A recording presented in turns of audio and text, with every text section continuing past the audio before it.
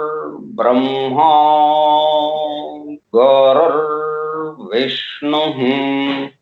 गुरुर्देवो महेश्वरः गुरुः साक्षात् परं ब्रह्मा तस्मै श्री गुरवे नमः। व्यासं वसिष्ठनप्तारं शक्तेः पौत्रमकल्मषम् पराशरात्मजं वन्दे सुकतातं तपोनिधिम्। शुक्लाम्बरधरं विष्णुं शशिवर्णं चतुर्भुजं प्रसन्नवदनं ध्यायेत् सर्वविघ्नोपशान्तये। अगज आनन पद्मार्कं गजाननमहर्निशम् अनेकदं तं भक्तानाम् एकदन्तमुपास्महे। वक्रतुण्ड महाकाय कोटिसूर्यसमप्रभ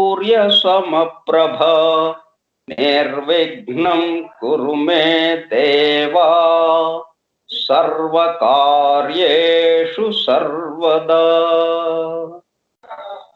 सरस्वती नमस्तुभ्यं वरदे कामरूपिणी विद्यारम्भं करिष्यामि सिद्धिर्भवतु मे सदा। ॐ भूर्भुवः स्वः ॐ तत्सवितुर्वरेण्यं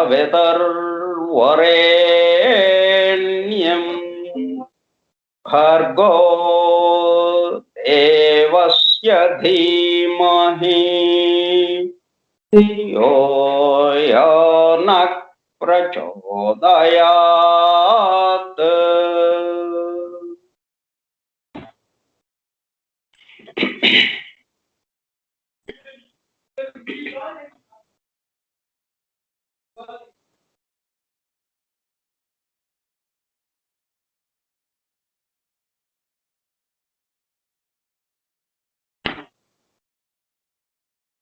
वासुदेव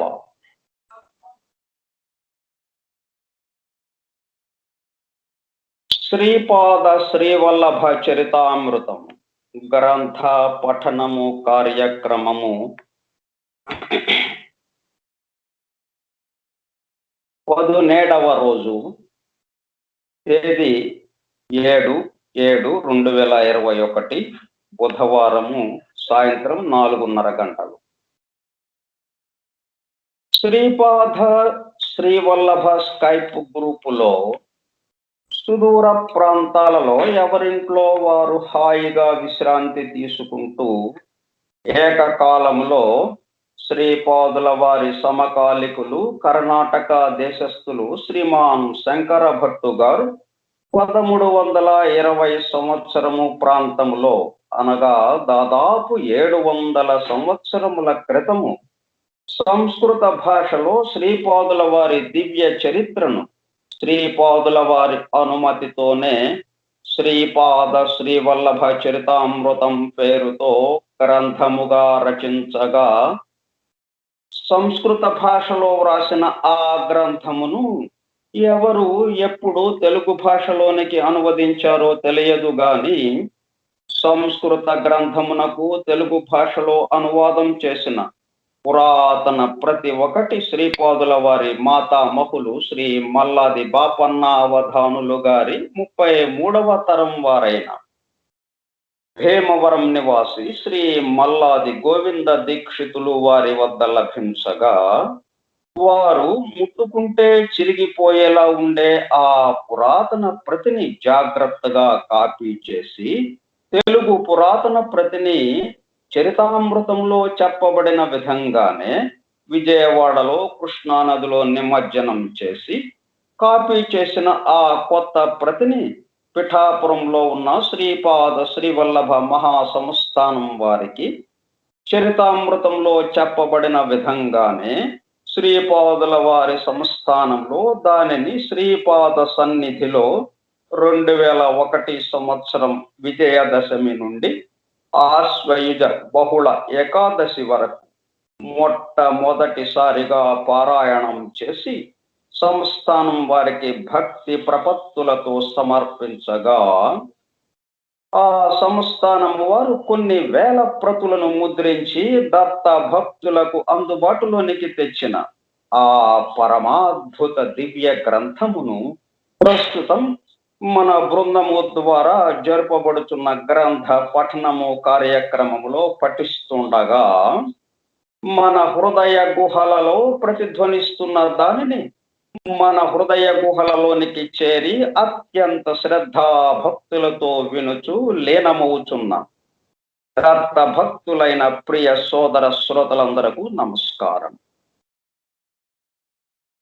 ఇప్పటికీ మన అనుష్ఠానం పూర్తయింది. ఇక శ్రీపాద శ్రీవల్లభ చరితామృతం గ్రంథంలోనికి వద్దాం.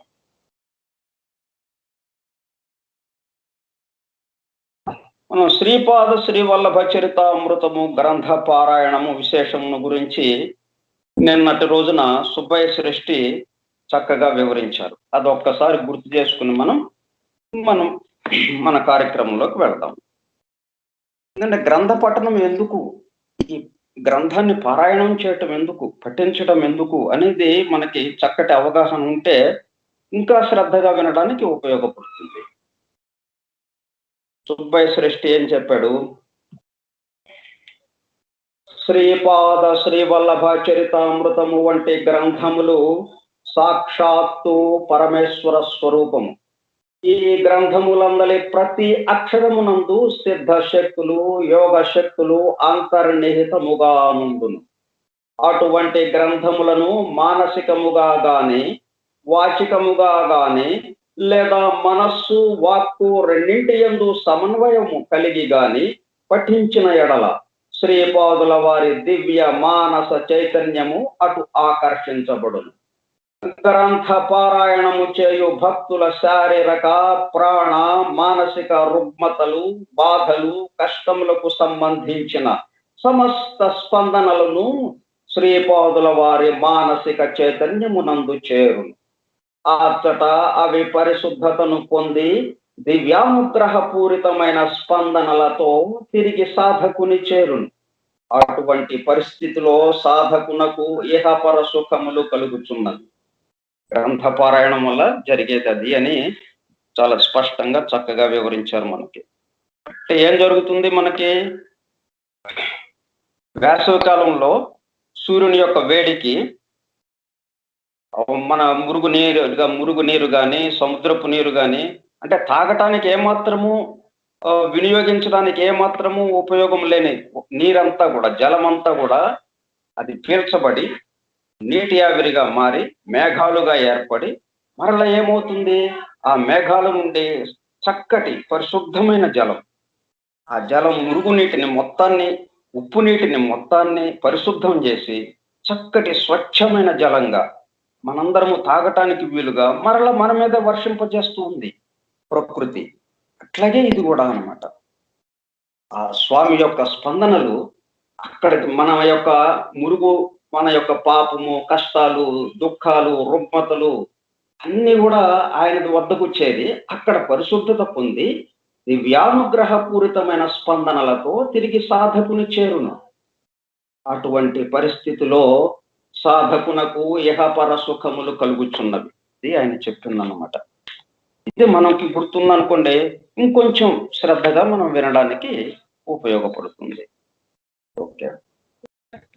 శ్రీపాదుల వారి సన్నిధి నుండి శ్రీ స్వామి వారి అనుగ్రహ ప్రసాద పారాయణ గ్రంథం శ్రీపాద శ్రీవల్లభ చరితామృతం.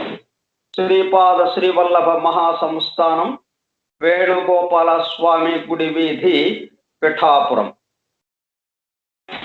ఓం సర్వ జగద్రక్షాయ గురుదత్తాత్రేయ శ్రీపాద శ్రీవల్లభ పరబ్రహ్మణే నమః.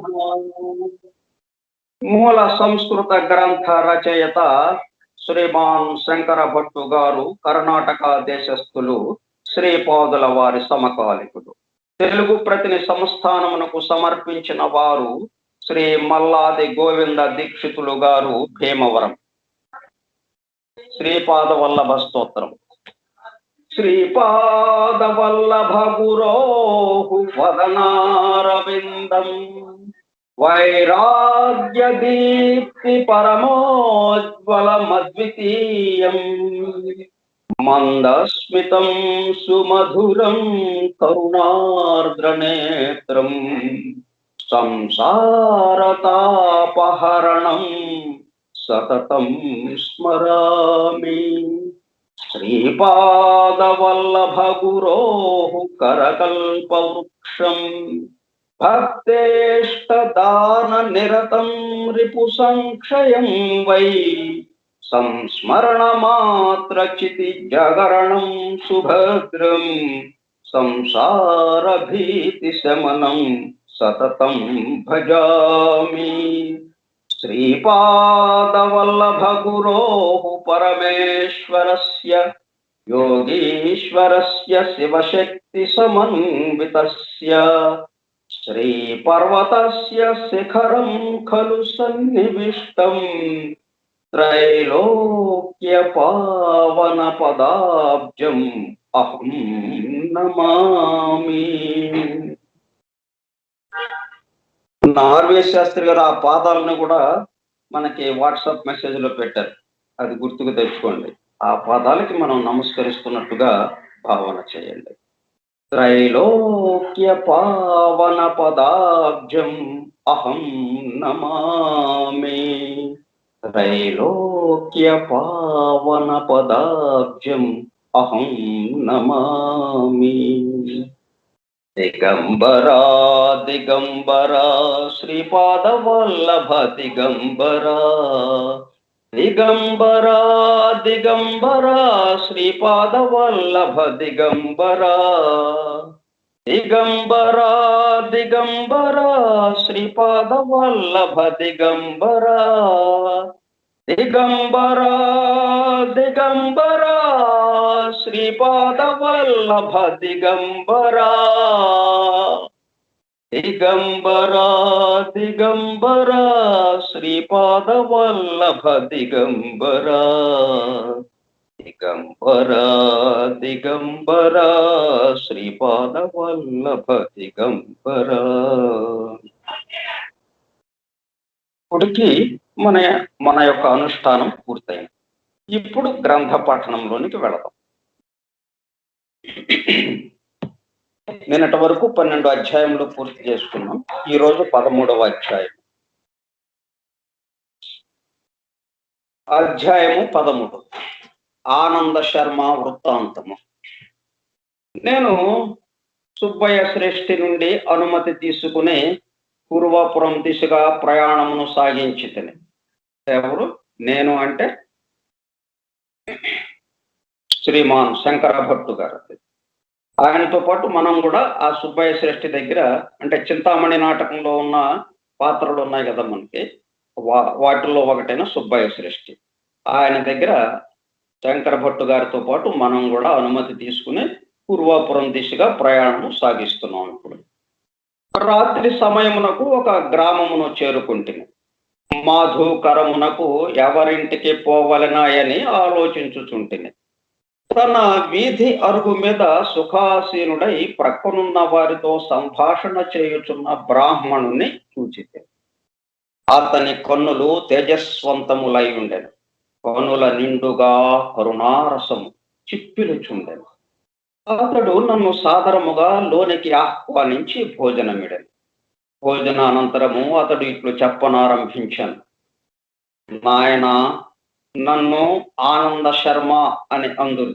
నేను గాయత్రి మంత్రమును అనుష్ఠించుచుందును. గాయత్రి మాత కొలది సేపటి ముందు నా అంతర్నేత్రమునకు గోచరించి, దత్త భక్తుడొకడు వచ్చుచున్నాడు, అతనికి కడుపారా భోజనమిడుము, దత్త ప్రభువును దర్శించినంత నీకు పుణ్యము లభించును అని చెప్పినది. ఆమె చెప్పిన ప్రకారమే జరిగినది. కడుంగడు సంతసం. అంతటా నేనిట్లంటిని, అయ్యా, నేను దత్తభక్తుడనే. దత్త ప్రభువుల వారు ప్రస్తుతము భూలోకములో శ్రీపాద శ్రీవల్లభ నామరూపములతో వ్యవహరించుచున్నారని విని వారి దర్శనార్థము పూర్వపురమునకు పోవుచుంటిని. నా పేరు శంకర భట్టు. నేను కర్ణాటక బ్రాహ్మణుడను. కణ్వ మహర్షి ఆశ్రమ వివరణ. నా మాటలు విని ఆనంద శర్మ నవ్వుకొనెను. అయ్యా, మా నాయన నాకు ఉపనయనము చేయు సమయమున మా ఇంటికి అవధూత ఒకరు వచ్చిరి. మా ఇంటి వారు అతనికి సకల పరిచర్యలను చేసిరి. అతడు గాయత్రి మంత్రానుష్ఠానమునకు సంబంధించిన అనేక విషయములను తెలియజేశాను. బృహత్ శిలకోన, ప్రస్తుతము పెంచెల కోన. అంతగా అప్పుడు 700 సంవత్సరముల క్రితం దాని పేరు బృహత్ శిలకోన. ప్రస్తుతము అది పెంచెల కోనగా పిలువబడుతుంది. బృహత్ శిలకోనలో గల నృసింహదేవుని దర్శించమని ఆదేశించను. మా నాయన నన్ను పెంచెల కోనకు తీసుకొని పోయాను. అచ్చట నృసింహదేవుని దర్శనానంతరము తొలవని తలంపుగా మా నాయన ధ్యానస్థుడయ్యను. ఆ ధ్యానము రేయంబవలు సాగెను. నాకు భయము వేసినది, ఆకలి వేసినది. ఎవరో ఆగంతుకుడు నాకు భోజనమిడెను. నన్ను తీసుకుని దుర్గమములైన అడవి దారి వెంట కొండ గుహలలోనికి తీసుకుని పోయాను. తరువాత అతడు అంతర్హితుడయ్యాను. ఆ గుహలో ఒకనొక వృద్ధ తపస్విని చూచితిని. అతని కన్నులు ప్రచండ అగ్ని గోళముల వలె నుండెను. అతడు 101 మంది ఋషులచే సేవింపబడుచుండెను. ఆ వృద్ధ తపస్వి తాను స్వయముగా కణ్వ మహర్షిననియు,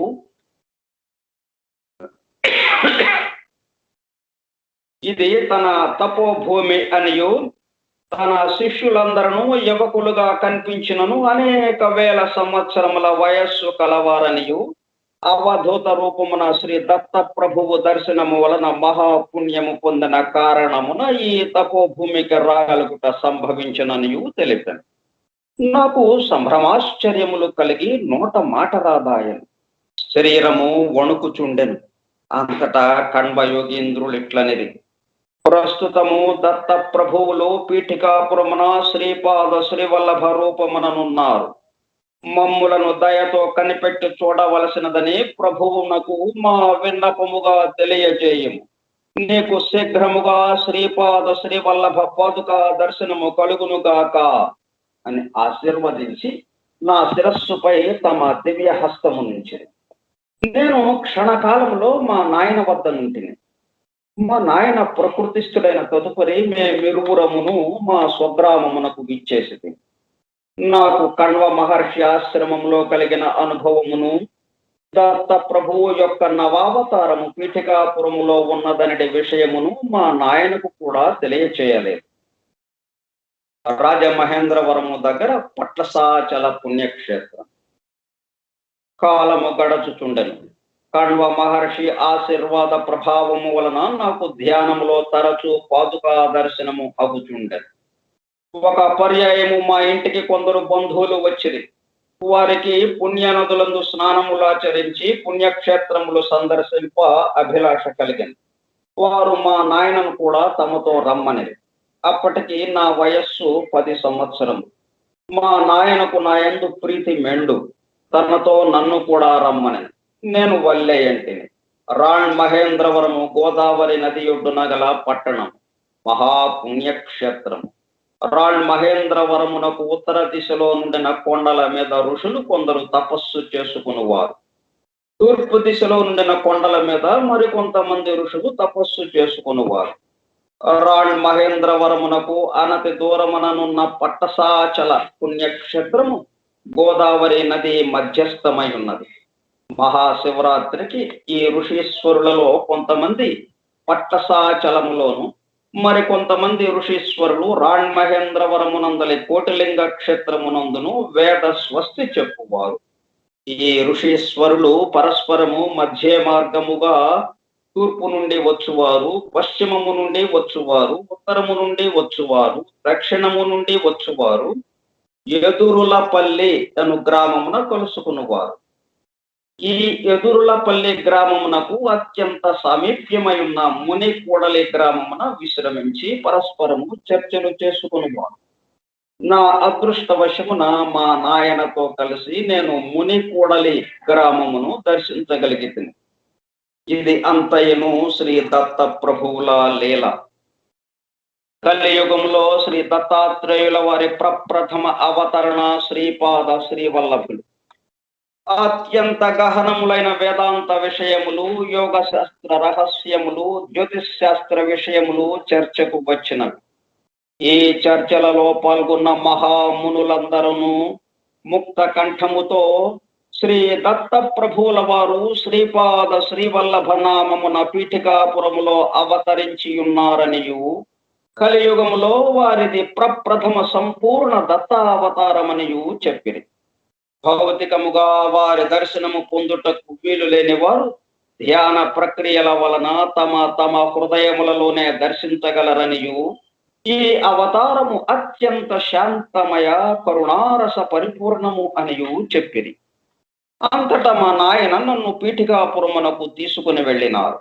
మాతో వచ్చిన పండిత బృందము పాదగయా తీర్థమునందు స్నానమాచరించి కుక్కుటేశ్వర దేవాలయమునందలి వివిధ దేవతలను దర్శించి అర్చించి అచ్చట నుండి వేద స్వస్తి చెప్పుచూ శ్రీ బాపనార్యుల వారింటికి బయలుదేరిరి. శ్రీ బాపనార్యుల వారు శ్రీ అప్పలరాజు శర్మ గారు తమ పండిత బృందముతో వేద స్వస్తి చెప్పుచూ మమ్ములను కలసికొనిది. అది ఎంతయో మనోహరమైన దృశ్యము.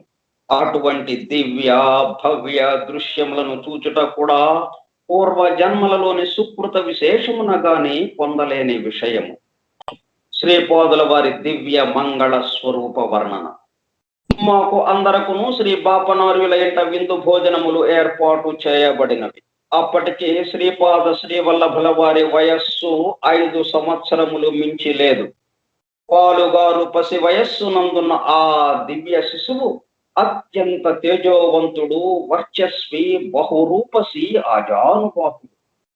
వారి నేత్రద్వయము నుండి అనంతమైన ప్రేమ కరుణ మహాప్రవాహముగా బయల్వెడలుచుండెను. నేను వారి శ్రీపాదములను స్పృశించగా వారు తమ అభయహస్తమును నా తలపై నుంచిరి. జన్మ జన్మాంతరములందునను నా అనుగ్రహము నీపై ఉండును. నీవు కడపటి జన్మమునందు వెంకయ్య నామముతో అవధూతవై నిరతాగ్నిహోత్రివై అకాలము సంభవించినప్పుడు వర్షములను కురిపింప సమర్థుడవై సాంసారిక జనుల ఈతి బాధలను తీర్ప సమర్థుడవై వెలుగొందుదువుగాక. ఆశీర్వదించిరి. అంతటా వారిని నేను ఇట్లంటిని, శ్రీపాదుల వారి లీలలు ఆలకించుకొలదని చిత్ర విచిత్రములుగానున్నవి. శంకర భట్టు అడుగుతున్నాడు, శ్రీపాదుల వారి లీలలు ఆలకించుకొలదని చిత్ర విచిత్రములుగానున్నవి. గాయత్రి మంత్ర సాధనలలోని రహస్యములను ఎరిగింపు ప్రార్థన. గాయత్రి మంత్ర సర్వాక్షర మహిమా వర్ణనం. ఆనంద శర్మ ఇట్లు వివరించను. గాయత్రి శక్తి విశ్వవ్యాప్త శక్తి. ఆ శక్తితో సంబంధమును స్థాపించుకుని ఎడల సూక్ష్మ ప్రకృతి స్వాధీనమగును. దాని వలన భౌతికము, మానసికము, ఆత్మకు సంబంధించిన క్షేత్రములలోని అన్ని సంపత్తులను పొంద వీలు కలుగును. శరీరమునందలి విభిన్న అంగముల నుండి నాడులు శరీరమందంతటను వ్యాపించి ఉండును. కొన్ని నాడులు కలిసిన ఎడల గ్రంథి అని పిలువబడును. మానవ శరీరమునందలి వివిధ గ్రంథులయందు వివిధ శక్తులు నిబిడీకృతమై ఉండును. జపయోగమునందు నిష్ఠులైన వారు ఆయా మంత్రములను ఉచ్చరించుట వలన ఆయా గ్రంథులయందు నిబిడీకృతమైన శక్తులు వ్యక్తీకరించబడుచుండును. ఓం గాయత్రి మంత్రం. ఓం భూర్భువస్సువః ఓం తత్సవితుర్వరేణ్యం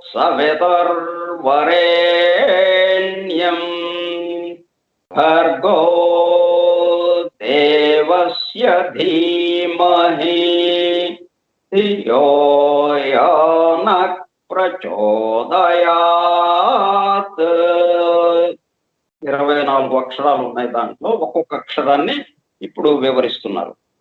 ఓం అను దానిని ఉచ్చరించినప్పుడు శిరస్సు పైన 6 అంగుళముల ప్రాంతమునందును నిబిడీకృతమైన శక్తులు వ్యక్తీకరించబడుచుండును అని అన్నారు కదా.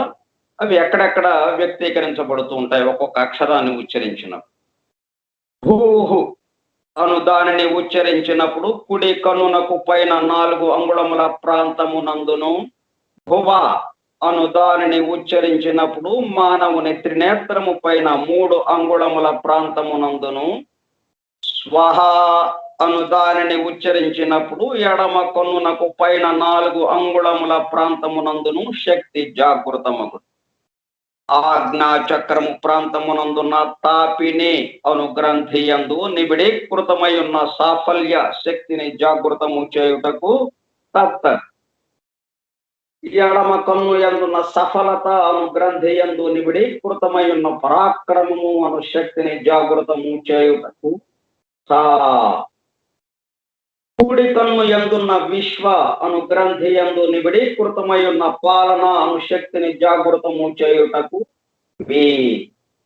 ఎడమ చెవి యందున్న తుష్టి అను గ్రంథి యందు నిబిడీకృతమై ఉన్న మంగళకరము అను శక్తిని జాగృతము చేయుటకు తుహు. కుడి చెవి యందున్న వరద అను గ్రంథి యందు నిబిడీకృతమై ఉన్న యోగము అను శక్తి యొక్క సిద్ధి కొరకు వా.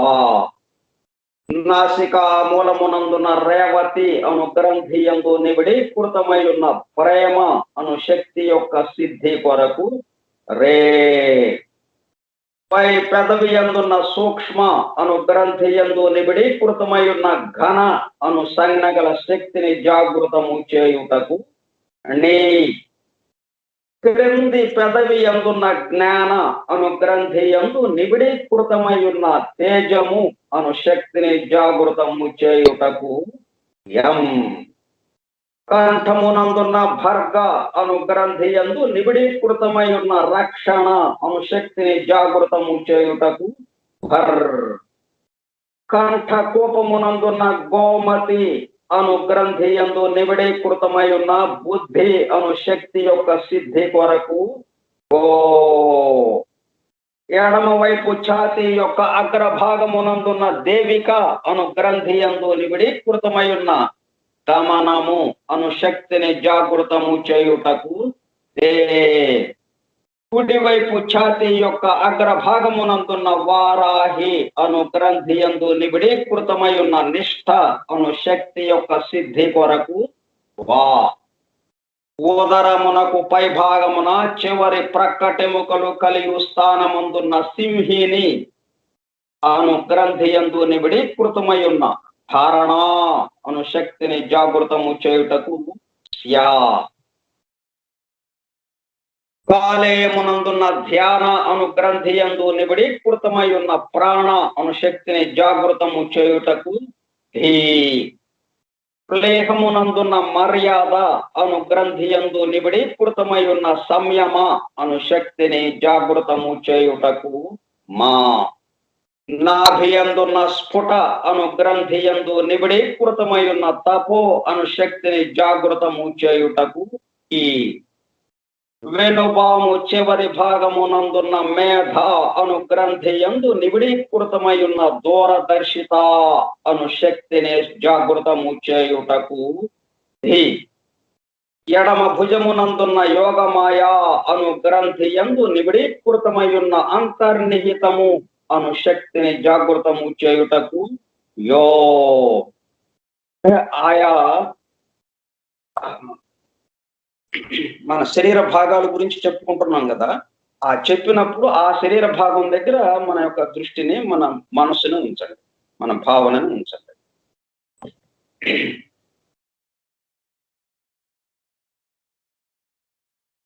ఎడమ భుజమునందున్న యోగమాయ అను గ్రంథి యందు నిబిడీకృతమై ఉన్న అంతర్నిహితము అను శక్తిని జాగృతము చేయుటకు యో కుడి భుజమునందున్న యోగిని అను గ్రంథి యందు నిబిడీకృతమై ఉన్న ఉత్పాదన అను శక్తిని జాగృతము చేయుటకు యో కుడి మోచేయి యందున్న ధారిణి అను గ్రంథి యందు నిబిడీకృతమై ఉన్న సరసత అను శక్తిని జాగృతము చేయుటకు నహ ఎడమ మోచేయి యందున్న ప్రభవ అను గ్రంథి యందు నిబిడీకృతమై ఉన్న ఆదర్శ అను శక్తిని జాగృతము చేయుటకు ప్రా కుడి మణికట్టునందున్న ఊష్మ అను గ్రంథి యందు నిబిడీకృతమై ఉన్న సాహసము అను శక్తిని జాగృతము చేయుటకు చో కుడి అరచేతి యందున్న దృశ్య అను గ్రంథి యందు నిబిడీకృతమై ఉన్న వివేకము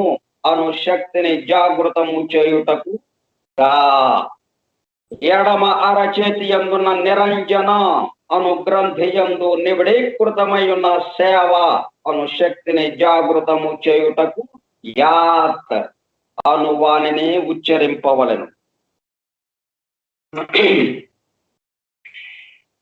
ఈ విధముగా గాయత్రి మంత్రమునందలి 24 అక్షరములకును మన శరీరమునందు వివిధ ప్రాంతములందు గల 24 గ్రంథులకును ఆ గ్రంథులందు నిబిడీకృతమైన 24 రకములైన శక్తులకును సన్నిహిత సంబంధము కలదు. 9 అను సంఖ్య మార్పులకు లోనుగానే బ్రహ్మతత్వమును సూచించును. 8 అను సంఖ్య మాయాతత్వమును సూచించును. సరే, ఈ అక్షరాలను కలిపి చదువుకుందాం. ఓం భూః భువ స్వః సవితుః వరేణ్యం భర్గో దేవస్య ధీమహి ధియో యో నః ప్రచోదయాత్. చపాతి దేవు లక్ష్మి అను వాక్యమునకు వివరణ. శ్రీపాదుల వారు తమకిష్టమైన వారి గృహము నుండి 2 చపాతీలను స్వీకరించువారు. వారు దో చపాతి దేవ్ లక్ష్మి అని పిలుచుటకు బదులు దో చౌపాతి దేవ్ లక్ష్మి అని పిలుచువారు. దో చపాతి బదులు దో చపాతి బదులు దో చౌపాతి, చపాతి బదులు చౌపాతి అని పిలుచువారు. దో అనున్నది 2 సంఖ్యను, చౌ అనున్నది 4 సంఖ్యను, పతి దేవ్ శబ్దము జగత్ ప్రభు అయిన పరమేశ్వరుని 9 సంఖ్యను సూచింపగా లక్ష్మీ శబ్దము మాయాస్వరూపమైన 8 సంఖ్యను సూచించుచున్నది. అందువలన 2, 4, 9, 8 అను సంఖ్య ఒక వింత సంఖ్య అయి ఉన్నది. 2, 4, 9, 8. 2 దో, 4 చౌ, పతిదేవ్ అంటే 9, లక్ష్మి 8. ఈ 2, 4, 9, 8 అను సంఖ్య ఒక వింత సంఖ్య అయి ఉన్నది. తను గాయత్రి స్వరూపమనియు పరమాత్మననియు పరాశక్తిని కూడా తానేననియు సూచించుటకు ఈ సంఖ్యను శ్రీపాదుల వారు ఈ విధముగా అన్వయించారు. అంతటా నేనిట్లంటిని, అయ్యా, గాయత్రి మంత్రములోని 24 అక్షరముల గురించి మీరు చెప్పినది కొంత అవగతమైనది. అయితే 9 అను సంఖ్య పరమాత్మ స్వరూపం అంటిది, 8 అనున్నది మాయా స్వరూపం అంటిది. ఇది నాకు అంతగా అవగతం కాలేదు. నవమ సంఖ్య వివరణ. అంతటా ఆనంద శర్మ ఇట్లు నుడివెను, నాయన శంకర భట్టు, పరమాత్మ ఈ విశ్వమునకు అతీతుడు. అతడు ఎటువంటి మార్పులకును లోనుగాని వాడు. 9 అనున్నది ఒక విచిత్ర సంఖ్య. 9ని 1 చేత గుణింపగా 9 వచ్చును. 9ని 2 చేత గుణింపగా 18 వచ్చును. ఆ 18లోని 1ని 8ని కలిపినను తిరిగి 9 వచ్చును. 9ని 3 చేత గుణించిన 27 వచ్చును. దీనిలో 2ను 7ను కలుపగా తిరిగి 9 వచ్చును. ఈ విధముగా 9ని ఏ సంఖ్య చేత గుణించినను వచ్చిన సంఖ్యలోని విడివిడి అంకెలను కలుపగా వచ్చున్నది 9 అగుచున్నది. అందుచేత 9 అనున్నది బ్రహ్మతత్వమును సూచించుచున్నది. గాయత్రి వివరణ. అంతేగాక గాయత్రి మంత్రము కల్ప వృక్షము వంటిది. దీనిలోని ఓంకారము భూమి నుండి పైకి వచ్చుడి మూలకాండమని గ్రహింపు. భగవంతుడున్నాడనడి జ్ఞానమును, పరమేశ్వరుని యందు నిష్ఠను ఓంకారోచ్చారణము వలన పొందవచ్చును. మూలకాండము యొక్క 3 శాఖలుగా భూహు, భువః, స్వహ అనునవి వర్ధిల్లినవి. భూహు అనునది ఆత్మ జ్ఞానమును కలిగించుటకు సమర్థం. భువః అనునది జీవుడు శరీరధారిగా నుండగా అనుష్ఠింపదగిన కర్మయోగమును సూచించును. స్వహ అనునది సమస్త ద్వంద్వములందును స్థిరత్వమును కలిగి ఉండి సమాధి స్థితిని పొందుటకు సహకరించును. భూహు అను శాఖ నుండి తత్, సవితు, వరేణ్యం అను 3 ఉపశాఖలు ఉద్భవించినవి. తత్ అనునది శరీరధారికి జీవన విజ్ఞానము కలిగించుటకును, సవితు అనునది శరీరధారికి శక్తిని సముపార్జనము చేయుటకును, వరేణ్యం అనునది మానవుడు తన జంతు ధర్మములను అతిక్రమించి దివ్యుడుగా మార్పునందుటకును సహకరించును. భువః అను శాఖ నుండి భర్గో దేవస్య ధీమహి అను 3 ఉపశాఖలు ఉద్భవించినవి. భర్గో అనునది నిర్మలత్వము పెంపొందించును. దేవస్య అనునది దేవతలకు మాత్రమే సాధ్యమైన దివ్య దృష్టిని కలిగించును. ధీమహి అనునది సద్గుణములను పెంపొందించును. స్వహ అను శాఖ నుండి ధియో యోనః ప్రచోదయాత్ అను 3 ఉపశాఖలు ఉద్భవించినవి.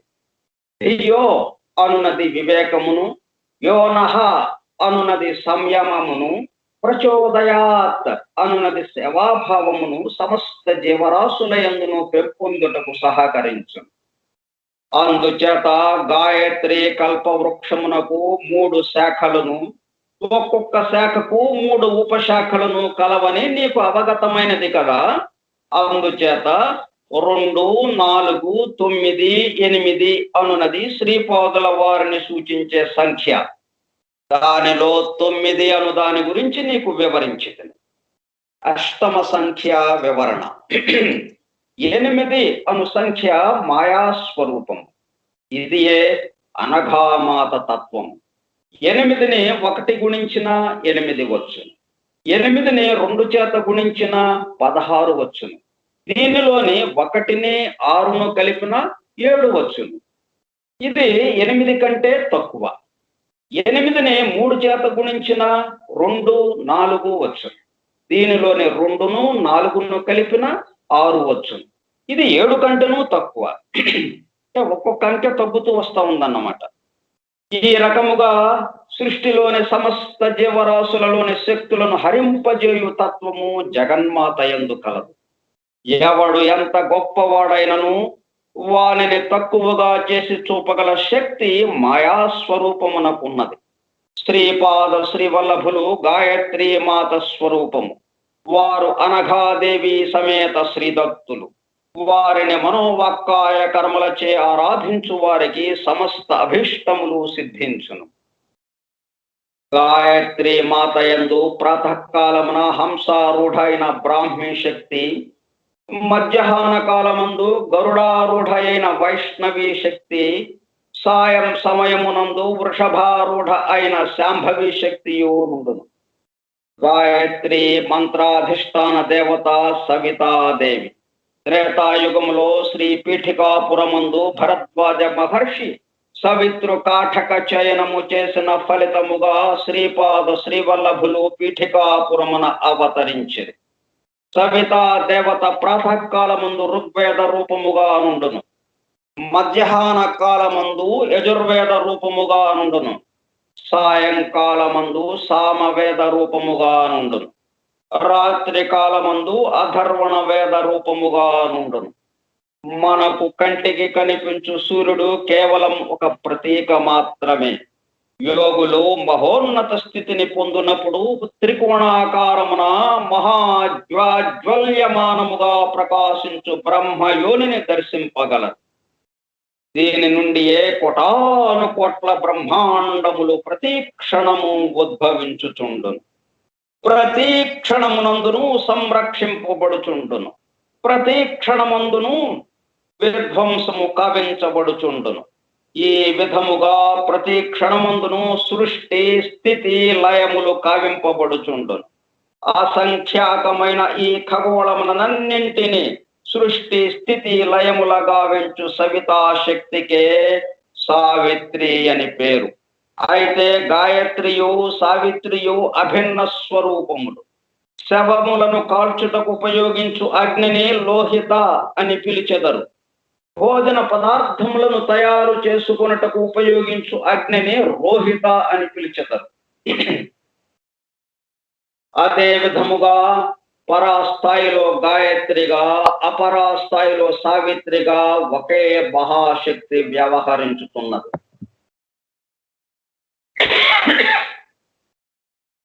జీవరాశుల పరిణామ క్రమములో ఇహలోక సంబంధమైన అవసరములు ఎన్నో కలవు. అవి అన్నియు సావిత్రి మాత అనుగ్రహము వలన సిద్ధించును. జీవరాశులకు ఆధ్యాత్మికోన్నతి గాయత్రి మాత అనుగ్రహము వలన సిద్ధించును. ఇహలోకమునందు సకల సుఖ భోగములను అనుభవించుటకును, పరలోకమునందు విముక్త స్థితి యందు దివ్యానందమును అనుభవించుటకును సమన్వయము కావలసి ఉన్నది. శ్రీపాదుల శ్రీ చరణాశ్రితులకు ఇహ పర లాభములు రెండును సిద్ధించు. తక్కిన దేవతారాధనలకును శ్రీ దత్తారాధనమునకును గల వ్యత్యాసము ఇదియే. నాకు శ్రీ ఆనంద శర్మ మహాశయులు సెలవిచ్చినది ఎంతయో అపూర్వముగా నుండెను. అంతటా నేను ఇట్లాంటిని, మహాభాగా మీరెంతయో ధన్యులు. శ్రీపాదుల వారు శ్రీ నృసింహ సరస్వతి అవతారము ధరించదరని వింటిని. ఆ అవతారంలో శ్రీకృష్ణ సరస్వతి అను వారిని గురువులుగా స్వీకరించదరని వింటిని. ఇది ఏమి విచిత్రము? శ్రీ ఆనంద శర్మ ఇట్లు చెప్పసాగింది. భగవంతుని అవతారము వచ్చునదే భక్తుల కొరకు. భగవంతుని అవతారము వచ్చునదే భక్తుల కొరకు. మానవ రూపమును ధరించి వచ్చినప్పుడు ఉత్కృష్ట మానవుడు ఏ విధముగా నుండవలెనో ఆచరించి బోధించును. సన్యాసాశ్రమమును ఉద్ధరింపవలసి ఉన్నది. తను సన్యాసి కావలనన్నా తనకు కూడా ఒక గురువు కావలెను. ఆ గురువు బహుయోగ్యుడై ఉండవలెను. సాక్షాత్తు అవతార పురుషునికి గురువు కాగల యోగ్యత కోటిలో ఏ ఒక్కొక్కరికో ఉంటుంది. అవతార పురుషుడు జన్మించిన వంశంలో 80 తరముల వారు అవతరించదు. ఆ వంశమునందు విశేష పుణ్యము రాసులు రాసులుగా పడి ఉండవలెను.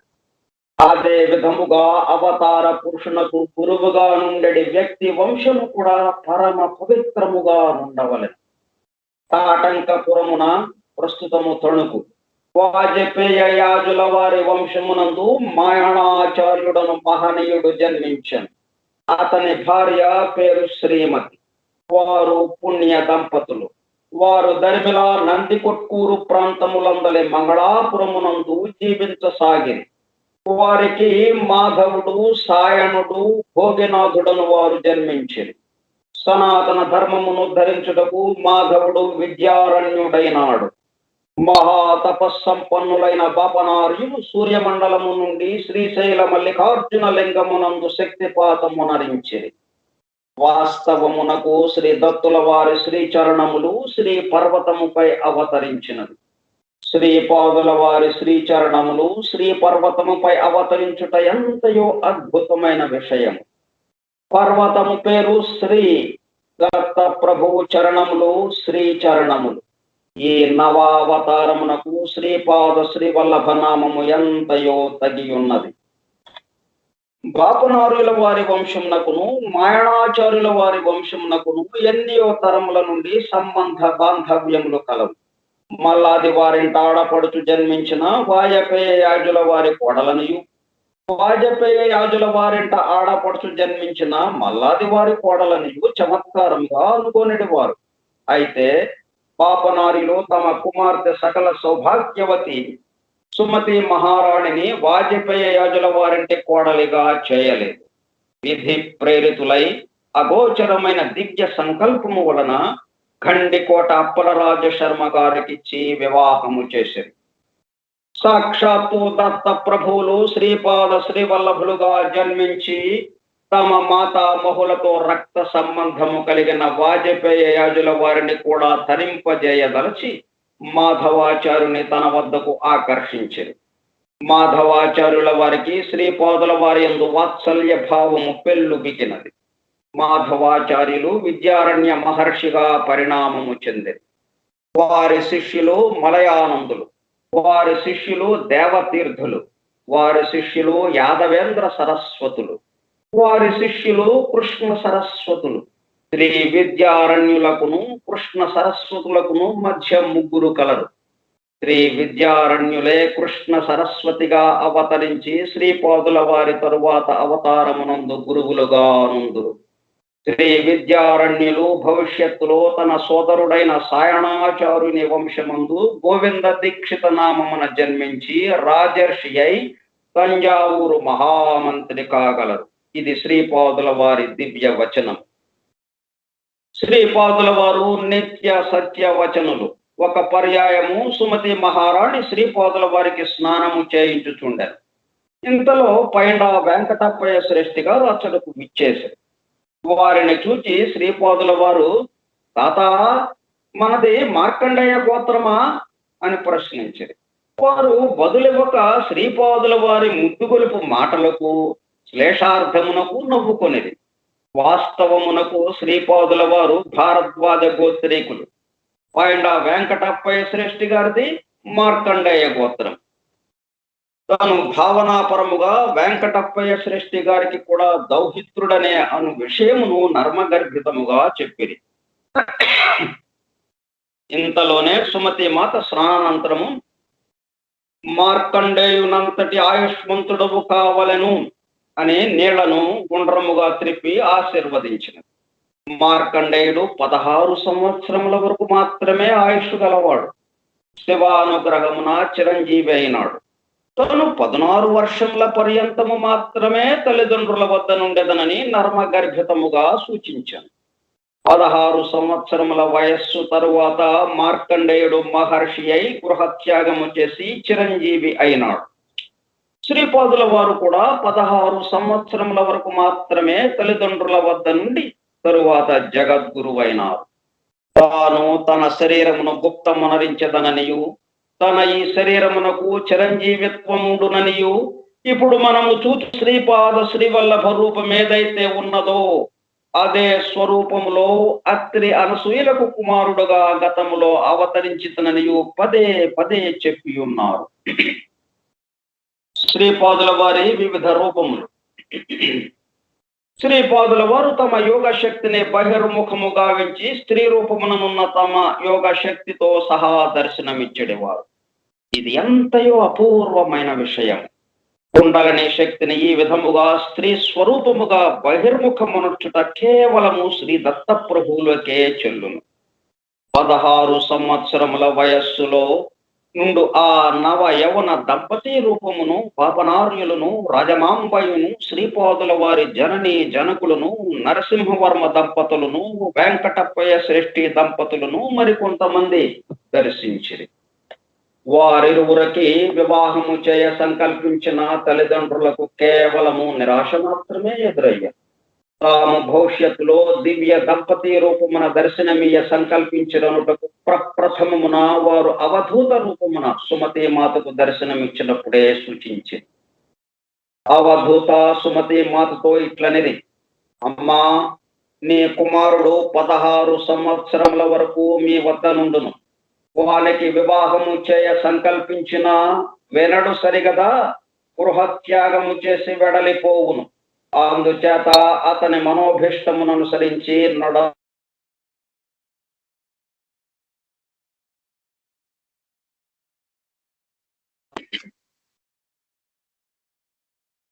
శ్రీ అనఘాదత్తులు ఆది దంపతులు. వారికి చావు పుట్టుకలు లేవు. వారు సదా లీలా విహారులు. వారు శ్రీపాద శ్రీవల్లభ రూపమునను, శ్రీ నరసింహ సరస్వతి రూపమునను, స్వామి సమర్థుల రూపమునను అర్ధనారీశ్వరులైందురు. ఇది దైవ రహస్యము. మండలకాల అర్చన మరియు శ్రీపాద శ్రీవల్లభ చరితామృత పారాయణ వల్ల కలుగు ఫలం. శ్రీపాదుల వారు గణేష చతుర్థిన అవతరించుటలో ఒక గొప్ప విశేషం ఉన్నది. లాభుడు శ్రీ గణేశుని పుత్రుడు. ఒకనొక కల్పములో ఒకనొక యుగమున అతడే లాభాద మహర్షి అని పేరుగాంచాను. అతడే శ్రీకృష్ణావతార సమయమున నందుడై జన్మించాను. లాభుడే శ్రీపాద శ్రీవల్లభావతారమున శ్రీపాదుల వారికి మాతామహుడై జన్మించాను. తన భక్తుల యొక్క సమస్త విఘ్నములను పోగొట్టదలంచి తమ చైతన్యములో విఘ్నేశ తత్వమును స్థిరముగా నిలుపుకొని శ్రీపాదులు అవతరించిరి. వారు చిత్తా నక్షత్రమందు అవతరించిరి. దీనికి 27వ నక్షత్రమైన హస్త నక్షత్రమందు పూర్వపురమున వారు అదృశ్యులైంది. తమ జాతకము ప్రకారము 27 నక్షత్రములందును సంచరించు నవగ్రహముల వలన కలుగు అనిష్ట ఫలములు తొలగిపోవుటకు శ్రీపాదుల వారి భక్తులు మండల దీక్షను వహించవలె. ఒక మండలము శ్రద్ధా భక్తులతో శ్రీపాదుల వారిని అర్చించిన లేదా వారి దివ్య చరిత్రను పారాయణము చేసినను సర్వాభీష్టములు సిద్ధించును. మనోబుద్ధి చిత్త అహంకారములు ఒక్కొక్కటి దశ దిశలలో తమ స్పందనలను ప్రకంపనలను వెలువరించుచుండును. అనగా వాటి ప్రకంపనలు విడివిడిగా 40 దిశలలో వెలువడుచుండును. ఈ 40 దిశలలోని ప్రకంపనలను అరికట్టి శ్రీపాదుల వారి వైపు మళ్లించిన అవి శ్రీపాద శ్రీవల్లభ చైతన్యమున చేరును. అచ్చట అవి తగు రీతిన సంస్కరింపబడి యోగమైన స్పందనలుగా మార్పు నొంది తిరిగి సాధకుని చేరు. అప్పుడు సాధకుని ధర్మబద్ధమైన అన్ని కోరికలను సిద్ధించును. నాయనా శంకర భట్టు, నీవు శ్రీపాదుల వారి చరితమును లిఖింపగలవని అంతర్దృష్టితో తెలుసుకుంటేనే. లోకములో వ్యవహారంలోనున్న పారాయణ గ్రంథములలో రచయిత యొక్క వంశావళి, వివిధ స్తోత్రములు వగైరా ఉండును. నీవు వ్రాయు ప్రభు చరిత్రమున నీ వంశావళి వర్ణనము అనవసరం. ప్రభువులను ధ్యానించి నీ అంతర్నేత్రంలో శ్రీపాదుల వారిని నిలుపుకొని అందరికి నీ సులభముగా అర్థమగు రీతిలో రచింపు. అప్పుడు శ్రీపాదుల వారి చైతన్యము నీ లేఖిని నుండి ఏది వెలువరించినా అది మాత్రమే సత్యము కాగలదు. ఆ రకమైన స్ఫూర్తిలో వ్రాయబడు గ్రంథములకు గాని ఉచ్చరింపబడు మంత్ర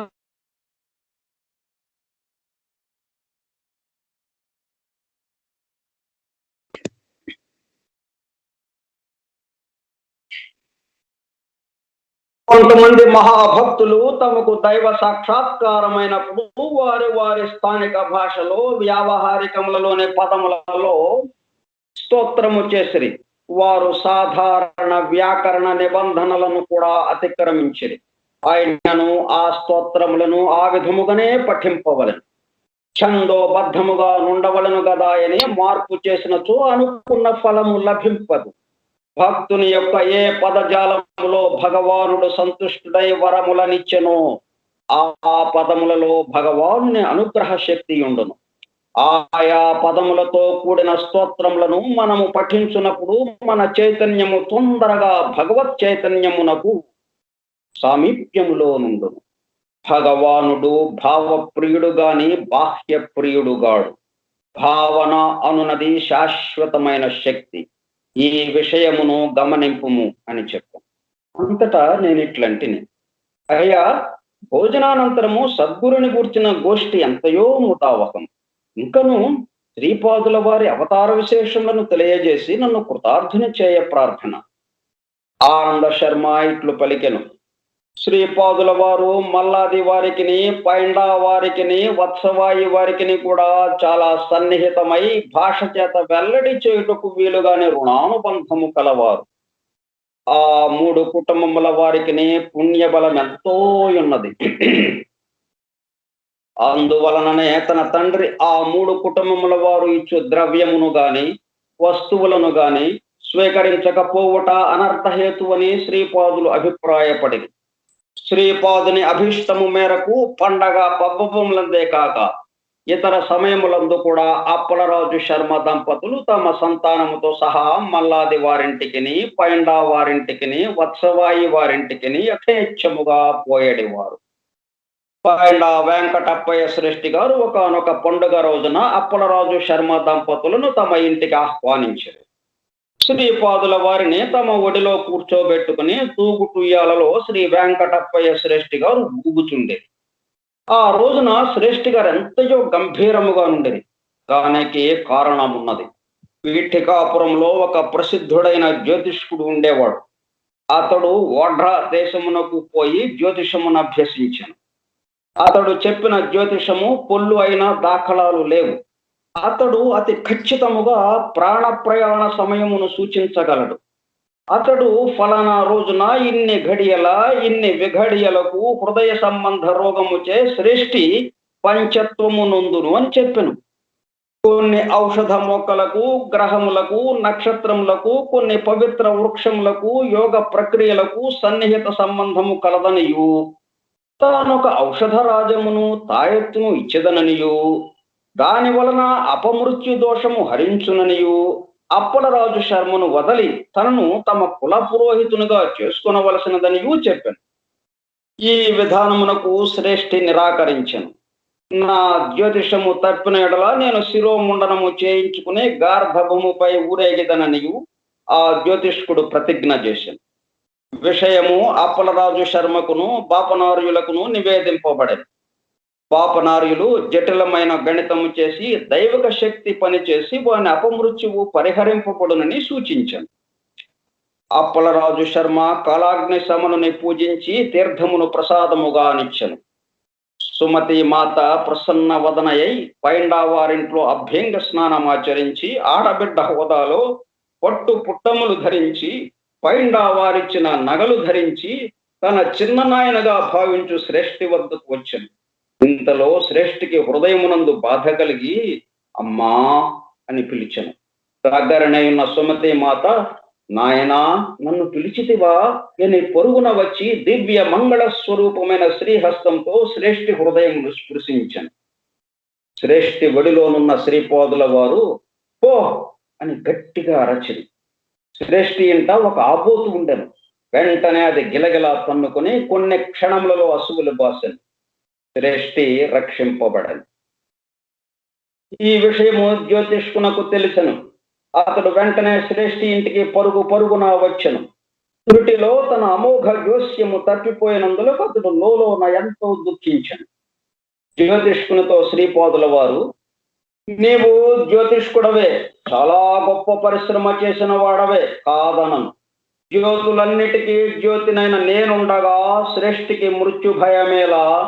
నీవు శిరోముండనము చేయించుకుని గార్ధభముపై ఊరేగనక్కరలేదు. నీవు పశ్చాత్తప్తుడవైనా చాలును. నీ తండ్రి తను జీవించి ఉండగా శ్రేష్ఠి వద్ద అప్పు తీసుకునెను. అతడు ఆ అప్పును తీర్చివేసుతనని అబద్ధమాడెను. ఆ అబద్ధము కూడా గాయత్రి సాక్షిగా చెప్పెను. దాని ఫలితముగా మీ తండ్రి శ్రేష్ఠి ఇంట ఆబోతుగా జన్మించెను. శ్రేష్ఠి ధర్మాత్ముడు గనుక ఆ ఆబోతునకు సమృద్ధిగా మేత పెట్టుచుండెను. హీన జన్మనుందిన నీ తండ్రికి ఉత్తమ జన్మను నేను ప్రసాదించితిని. ఆపమృత్యువాత పడనున్న శ్రేష్ఠి యొక్క కర్మ ఫలమును ఆబోతునకు బదలాయించితిని. నీవు ఈ ఆబోతునకు దహన సంస్కారంలో నరించి అన్నదానము చేయము. నీ తండ్రికి ఉన్న కర్మ ఫలము నశించును, ఉత్తమ గతి కలుగును అని పలికి. శ్రీపాదుల వారి ఈ వచనముల ప్రకారమే ఆ జ్యోతిష్కుడు నడుచుకునే. నాయన శంకర భట్టు, శ్రీపాదుల వారు అనేక పద్ధతులలో ప్రాణరక్షణ చేసేదరు. ఒక్కొక్క పర్యాయము రాబోవు జన్మలోని కొంత ఆయుష్ను తగ్గించి ఈ జన్మలో ఆయుష్ను పెంచగలరు, లేదా కర్మ ఫలితములను బదలాయించు పద్ధతిలో శ్రేష్ఠికి జరిగినట్లు చేయగలరు. శ్రేయోభిలాషి అయిన ఒకని ఆయుష్ నుండి ఆ వ్యక్తికి ఆయుష్ పెంచగలరు. అసాధారణ పద్ధతిలో మృత్యువునే శాసించి ఆయుర్దాయము నీయగలరు. శరీరములో తరుగుదలను పెరుగుదలను నిలుపుదల చేసి యోగి ప్రాణశక్తిని తన అదుపులో ఉంచుకును. శ్రీపాదులు యోగ సంపూర్ణ అవతారులు. వారికి అసాధ్యమనున్నది లేదు. ఉచ్ఛ్వాస నిశ్వాసముల గతిని విచ్ఛేదనం చేయటం వలన ముక్తిని సాధించుట సులభతరం. క్రియాయోగి తన ప్రాణశక్తిని ఆజ్ఞ, విశుద్ధ, అనాహత, మణిపూర, స్వాధిష్టాన, మూలాధార చక్రములను చుట్టి పైనుంచి క్రిందికి, క్రింద నుంచి పైకి పరిభ్రమించున్నట్లు చేస్తాడు. ఒక్క క్రియకు పట్టే కాలము 1 సంవత్సరంలో జరిగే ప్రకృతి సహజమైన ఆధ్యాత్మిక వికాసమునకు సమానమవుతుంది. ఆయన అహోరాత్రములోని 3వ వంతు సమయంలో 1000 క్రియలు జరిగితే కేవలం 3 సంవత్సరముల కాలంలో సహజ ప్రకృతి ద్వారా 10 లక్షల సంవత్సరములలో వచ్చే పరిణామం వస్తుంది. పురాణములలో అనేక వేల సంవత్సరాలు తపస్సు చేసిన యోగుల గురించి చెప్పేటప్పుడు ఆ కాలం సహజంగా ప్రకృతికి పట్టే పరిణామ కాలం అని అర్థం చేసుకోవాలి. అంటే ఆయా యోగులకి పట్టే వాస్తవ కాలం వేరుగాను, ఆ పరిణామం ప్రకృతి సిద్ధంగా రావడానికి పట్టే కాలం వేరుగాను అర్థం చేసుకోవాలి.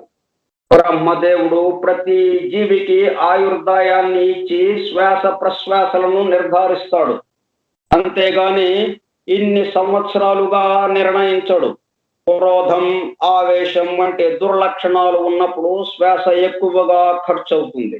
తద్వారా ఆయుర్దాయం తగ్గుతుంది. మనశ్చాంచల్యం కలిగిన కోతి చాలా ఎక్కువ శ్వాసలు తీసుకుంటుంది. 300 సంవత్సరాలు జీవించగలిగే తాబేలు ఒక నిర్దిష్ట కాలంలో కోతి తీసుకునే శ్వాసలలో 8వ వంతు మాత్రమే తీసుకుంటుంది. ఆనంద శర్మ సద్గోష్ఠి వలన నేను ఎంతో జ్ఞానవంతుడను అయినాను. ఉదయాన్ని అనుజ్ఞ తీసుకుని శ్రీపాద శ్రీవల్లభుల దర్శనార్థం కురువపురం వైపుకు బయలుదేరుతుంది. ఇప్పుడు మనం కూడా ఆనంద శర్మ దగ్గర అనుజ్ఞ తీసుకున్నాం. శంకర భట్టుతో పాటు బయలుదేరాం. ఎటువైపు? కురువాపురం వైపు. ఎందుకు? శ్రీపాదుల వారిని దర్శించుటప్పుడు. శ్రీపాద శ్రీవల్లభులకు జయము జయము. మిగతా విషయాలు రేపు.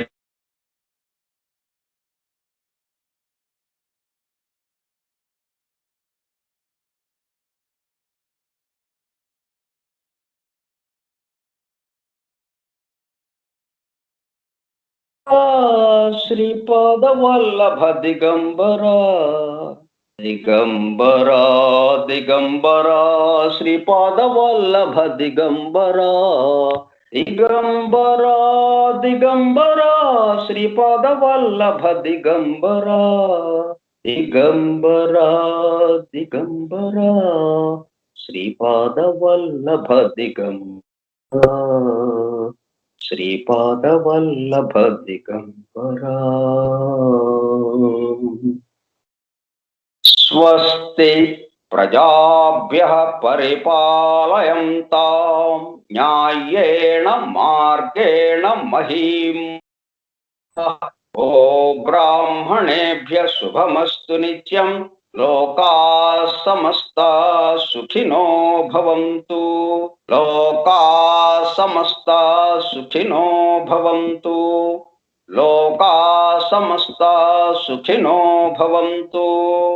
ఓం శాంతి శాంతి శాంతి.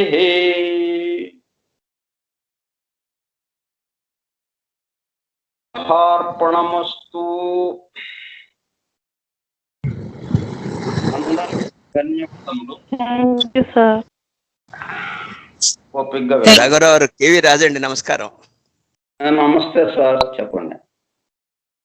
హలో, చెప్పండి సార్.